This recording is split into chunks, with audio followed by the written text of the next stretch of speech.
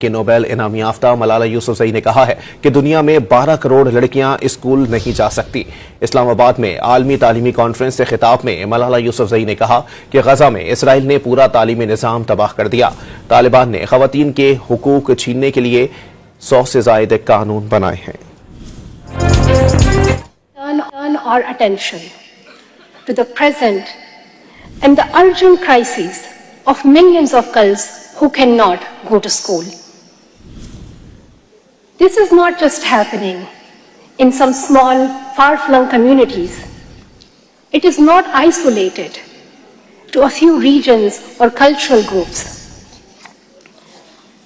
This is the lived reality of more than 120 million girls globally who are out of school today. In Gaza, Israel has decimated the entire education system. They have bombed all universities, destroyed 90% of schools, and indiscriminately attacked civilians sheltering in school buildings. For the past 3.5 years, the Taliban have ripped away the right to learn from every Afghan girl.